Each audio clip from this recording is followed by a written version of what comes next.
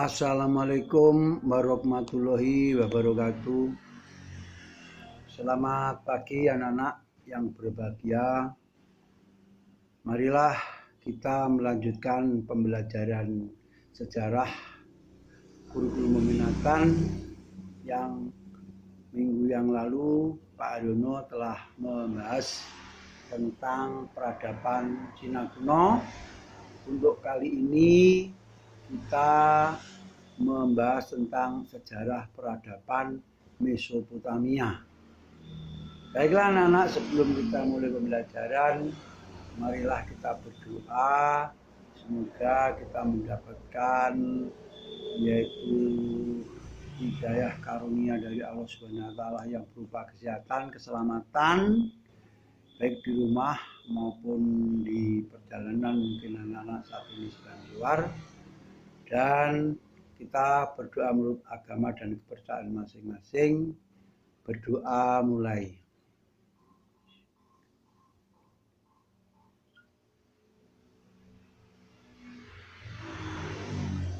Selesai.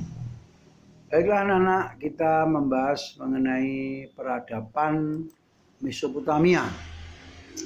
Mesopotamia berasal dari dua kata, yaitu Mesos yang berarti tengah dan Potamus yang berarti sungai.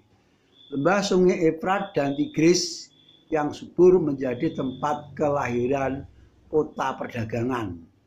Sungai Efrat dan sungai Tigris merupakan sungai yang bersumber dari pegunungan Armenia di Turki dan keduanya berada di Mesopotamia.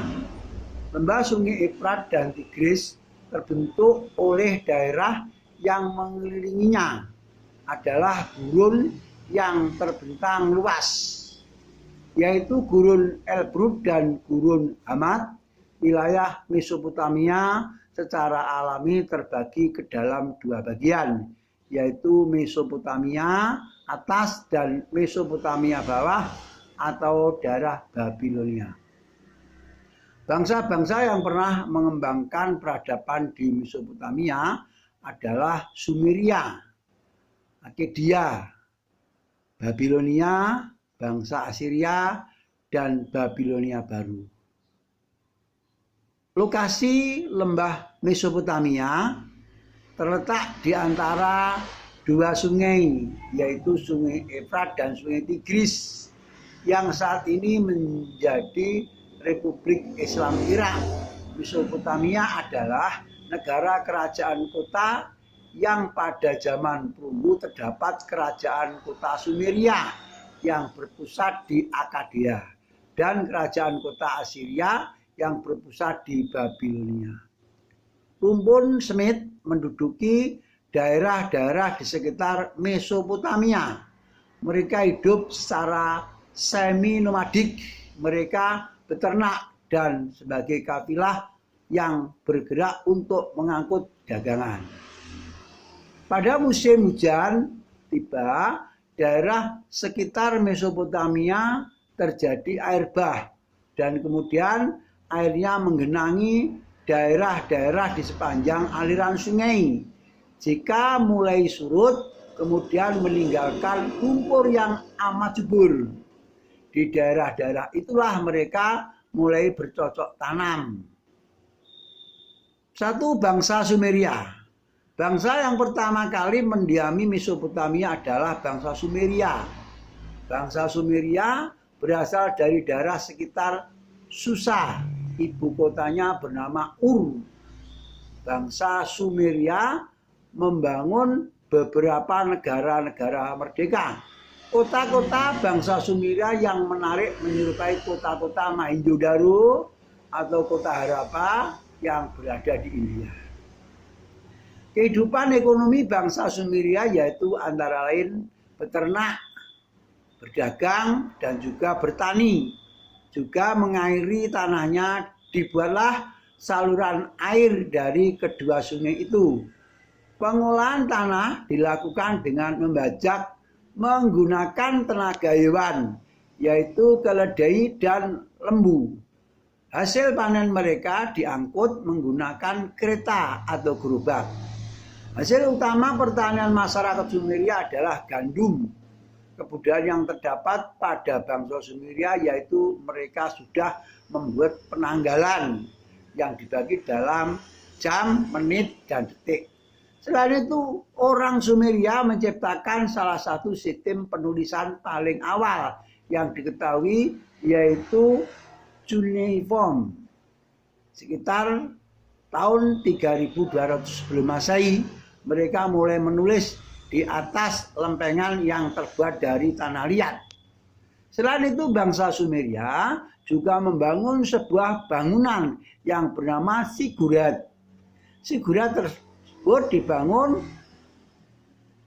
dengan menggunakan batu bata yang menjulang tinggi, didirikan di kawasan lembah sungai. Kuil yang berada di bagian puncak dipersembahkan untuk dewa kota. Para raja dan pendeta melakukan upacara untuk keselamatan kota dan tanah mereka, serta untuk menyenangkan para dewa. Mereka yang terbuat dari logam. Kekuasaan tertinggi kerajaan dipegang oleh seorang pendeta raja yang disebut Patesi. Patesi tersebut bernama Urnanse. Ia adalah raja yang membangun kota Lagas sekitar tahun 2500 sebelum Masehi. Raja bertanggung jawab terhadap kehidupan masyarakat baik lahir maupun batin. Raja harus mampu mengatur kehidupan ekonomi, keamanan atau ketentraman, hukum dan peradilan, serta kehidupan keagamaan. Sistem kepercayaan bangsa Sumeria bersifat politeisme. Mereka menyembah banyak dewa, seperti dewa udara, dewa langit, dewa bumi, dewa lautan, dan sebagainya. Pusat keagamaan mereka berada di kota Nippur. Dua bangsa Akkadia. Orang-orang Akkadia termasuk ke dalam rumpun Semit yang berasal dari padang pasir di atas Mesopotamia. Awalnya mereka selalu kalah dengan bangsa Sumeria, akan tetapi setelah kemunculan Sargon, bangsa Akkadia kemudian menjadi lebih kuat dan kemudian turun untuk menguasai Mesopotamia yang subur. Ekonomi bangsa Akkadia bersumber pada sistem pertanian. Terdapat dua pusat utama pertanian yang terdapat pada bangsa Akkadia, yaitu satu, daerah selatan menggunakan sistem pertanian irigasi. Dua, daerah utara dikenal dengan daerah Upper yang menggunakan sistem pertanian hujan musiman. Bangsa Akkadia mengambil dan meniru semua hasil kebudayaan dari bangsa Sumeria. Bahkan mereka berintegrasi dengan penduduk yang ditaklukkannya. Kota Akkadia dipimpin oleh Sargon yang mendirikan kaisar pertama di dunia sekitar tahun 2300-an sebelum Masehi. Kekuasaan yang baru ini dapat menciptakan ketertiban pada bangsa Akkadia yang lebih besar, tetapi sekaligus juga kekejaman dan kekerasan. Pada tahun 2100 sebelum Masehi, pengaruh Akkadia merosot dan kemudian diambil alih oleh Ur sebagai kekuatan yang berpengaruh selama 1 abad. Selain itu mereka juga mempunyai banyak dewa dan dongeng-dongeng kepahlawanan. Bangsa Babilonia. Ilustrasi peradaban Babilonia. Selain bangsa Akkadia, Babilonia juga berasal dari rumpun Semit. Ibu kotanya terletak di Babylon. Bangsa Babilonia menyerang bangsa Sumeria dan Akkadia. Pada masa ini, perdagangan di Babilonia tetap ramai. Sungai Tigris dan Efrat yang menjadi pusat pelayaran, dan Raja Hammurabi berusaha memperbaiki penanggalan. Kehidupan ekonomi yang pokok adalah pertanian dan perdagangan. Hasil kebudayaan dari Babilonia yaitu stela, batu yang diukir atau pilar yang digunakan untuk peringatan suatu peristiwa, yang menggambarkan Hammurabi sedang berbicara dengan dewa keadilan. Samas di bawahnya tertulis hukum yang disusun oleh Hammurabi untuk dilihat oleh semua orang. Selain itu terdapat batu pembatas lokal dari Babilonia, diukir dengan dua yang meminta kepada para dewa agar melindungi tanah mereka. Bangsa Babilonia dipimpin oleh Hammurabi. Ia dikenal sebagai pemimpin yang efisien, terkenal dengan hukum yang disusunnya, dan menciptakan stabilitas di kawasan yang telah lama mengalami masa pergolakan. Inti hukum dari Hammurabi adalah mata ganti mata, gigi ganti gigi yang dijatuhkannya bagi pelaku yang melakukan kejahatan. Hukum tersebut diterapkan di Babilonia. Hukum ini melindungi hukum lemah yang berhadapan dengan kaum kuat dan mengatur masalah yang berkaitan dengan perdagangan maupun kepemilikan tanah. Kemudian bangsa Assyria. Kira-kira tahun 3000 sebelum Masehi di daerah pegunungan sebelah timur terdapat pula suku-suku Assyria. Bangsa Assyria adalah para pembangun yang hebat. Mereka membangun berbagai kota megah dengan banyak kuil dan istana. Kaum pria menggunakan jubah panjang dan berjanggut. Kaum wanita mengenakan daun berlengan pendek dengan selendang sebau. Banyak pria menjual istri dan anak sebagai budak untuk membayar utang. Kebudayaan bangsa Assyria merupakan kebudayaan yang diambil bangsa Sumeria. Berbagai catatan kuno, Sumeria dan Akkadia dilestarikan dalam bentuk lembaran tanah liat, serta sejumlah catatan mengenai kesusastraan, sejarah, matematika, astronomi dari zaman kuno. Selain itu, bangsa Assyria juga mempelajari astrologi, yaitu kemahiran meramal nasib dan kejadian-kejadian di dunia. Dengan mempelajari letak bintang-bintang, bangsa Assyria juga mengambil huruf paku atau kebudayaan Sumeria. Bangsa Assyria juga mempunyai perpustakaan. Buku-bukunya terdiri dari ubin-ubin tanah liat yang bertuliskan huruf paku.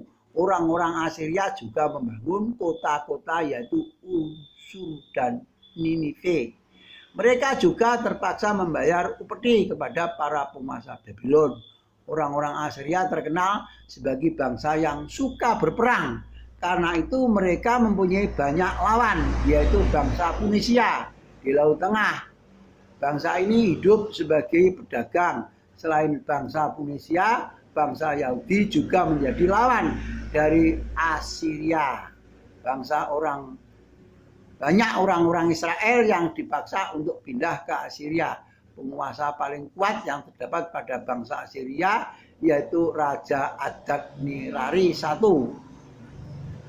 Ia memperluas wilayah Assyria dan mendapat gelar raja atau segalanya. Ia dan para penggantinya tidak membiarkan jika negara lain merdeka. Bangsa Babilonia baru. Ilustrasi Babilonia baru tahun 626 sebelum Masehi, seorang raja Kaldea yang bernama Nebukadnezar mengambil alih kekuasaan. Ia memproklamasikan kemerdekaan Babilonia dan menyingkirkan kekuasaan orang Assyria. Kemudian ia mengalahkan orang Assyria. Kemudian anaknya yang bernama Nebukad menguasai orang Mesir agar kembali ke Mesir dan mereka merebut Suria. Nebukadnezar membangun dinding besar di sekeliling kota dan menamakan gerbang utama menurut nama Dewi Ishtar. Ia juga membangun taman gantung, yaitu taman yang berada di atas kota. Kemudian ia juga membangun jembatan besar di atas sungai Efrat dan sigurat raksasa yang diberi nama kuil Marduk atau Baal Menara Babel. Nebukadnezar merupakan salah satu raja Babilonia yang sangat terkenal. Ia mulai berkuasa sekitar tahun 605 sebelum Masehi. Pemerintahnya bertahan 43 tahun. Ia menyerang banyak bekas daerah kekuasaan orang-orang Assyria maupun daerah gurun di barat Babilonia. Setelah wafatnya Nebukadnezar, kerajaan Babilonia hanya bertahan selama 6 tahun, kemudian digantikan oleh anak-anaknya yang bernama Amil-Marduk yang memerintah selama 3 tahun sebelum ia terbunuh. Kemudian Pangeran Suriah Nebunait merebut kekuasaan Babilonia.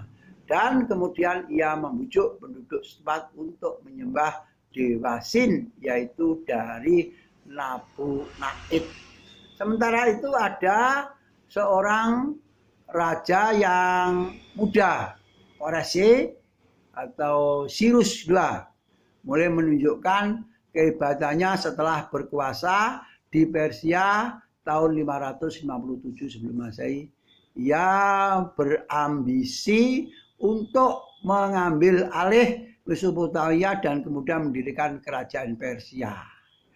Sampai di sini apa yang saya jelaskan mudah-mudahan dapat bermanfaat bagi kalian semua, dan untuk tugasnya nanti menyusul dari saya. Akhirul kalam, wabillahi taufiq wal hidayah.